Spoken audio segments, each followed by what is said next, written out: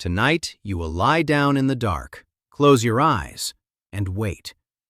You will drift away for 7 or 8 hours, wake up, and call that sleep. But that version of sleep, the one you treat as perfectly normal, has only existed for a few hundred years.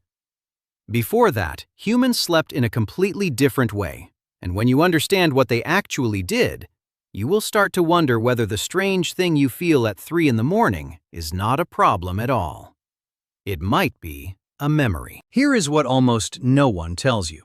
For the vast majority of human history, a full night of sleep was not 1 block, it was 2. Historians and sleep researchers now call it segmented sleep or biphasic sleep, and the evidence for it is overwhelming. Your ancestors did not sleep from dusk to dawn in one long, unbroken stretch. They slept for a few hours, woke up in the middle of the night, stayed awake for an hour or two, and then slept again until morning.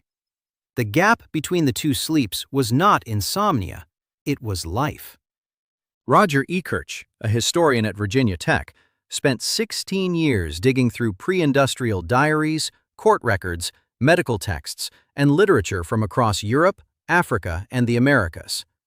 What he found was staggering. References to a first sleep and a second sleep appeared everywhere, across hundreds of years, across dozens of cultures. These were not metaphors. People spoke about their first sleep and their second sleep as naturally as you talk about breakfast and dinner. The 2-part night was simply how the human body worked, and everyone knew it. The gap between the 2 sleeps, that middle-of-the-night waking hour, had a name in medieval English. They called it the watch. And during the watch, people did not lie in bed anxious, staring at the ceiling, wishing they could fall back asleep. They got up. They prayed. They had sex. They talked to their partners. They brewed ale. Some people visited neighbors, because the assumption was that if a candle was lit at that hour, the household was awake during their watch, and a visitor was welcome. Ekirch found references to people using the watch to reflect on their dreams, which were considered especially vivid and meaningful at that hour. Some physicians of the time even recommended the watch as the ideal time for couples to conceive a child, because the body was rested enough from the first sleep to be fully alert and energized. So why did humans sleep this way? The answer reaches back much further than medieval Europe. It reaches back to the biology that shaped every cell in your body. For almost all of human evolutionary history, there was no artificial light. When the sun went down, the world went completely dark. A campfire helped, but it burned low and unpredictably. In that darkness, staying asleep for 8 straight hours was not just difficult, it was potentially dangerous. Predators moved at night. Rival groups moved at night. The early human who had an innate system for waking mid-sleep and scanning the environment had a survival advantage. The ones who slept straight through did not always survive to pass on their genes. What you are left with, hundreds of thousands of years later, is a body that still carries that ancient 2-part sleep architecture. Russell Foster, a circadian neuroscientist at the University of Oxford, has spent decades studying how the brain's internal clock operates in modern humans. One of the things his research keeps pointing back to is the gap between what modern sleep schedules demand and what the biological clock is actually built to do. The internal clock, the circadian rhythm, responds to light and darkness in ways that were calibrated for a world without electric bulbs. When artificial light began flooding the night, it did not reprogram the ancient biology. It simply suppressed it, buried it, forced it into compliance with the schedule that industrial society required. Think about what changed. In the 1800s, gas lighting and then electric lighting transformed the night. Streets became bright. Work hours extended. The expectation shifted. You were supposed to sleep in 1 block, wake refreshed, and be productive by a specific time. The culture around sleep changed faster than the biology underneath it, and so a strange thing happened. The natural waking period that your ancestors treated as a normal, even pleasant part of the night became something terrifying. It became insomnia. Thomas Wehr, a psychiatrist at the National Institute of Mental Health, conducted a landmark study in the 1990s that made this visible in a controlled environment.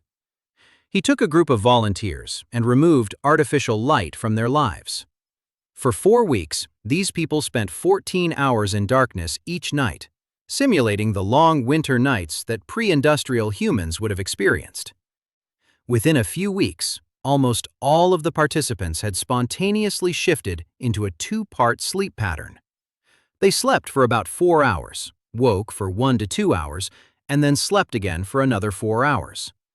The participants described the waking period as a distinctly pleasant, meditative state, calm, unhurried, and deeply restful in its own way.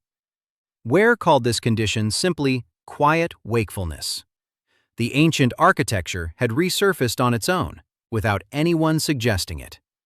The body remembered. This is the part that should stop you, because it means that the anxiety millions of people feel when they wake at 3 in the morning, the racing thoughts, the fear that something is wrong with them, is partly a product of not knowing what their bodies are actually designed to do. They were never told about the first and second sleep.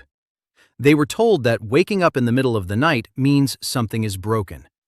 But the research says the opposite. The waking is the design. There is more. During the watch, that quiet waking period in the middle of the night, the brain produces elevated levels of prolactin.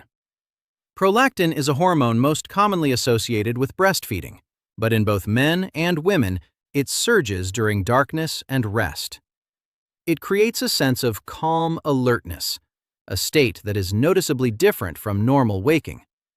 Some researchers believe this is why people in Wehr's study described the watch as almost dreamlike, gentle, contemplative. The brain chemistry of that hour was built for reflection, not productivity. Now consider what was lost. The watch was a natural space in the human night for inner life, for dreams to be processed, for connection with a partner, for quiet thought before the demands of the day began again.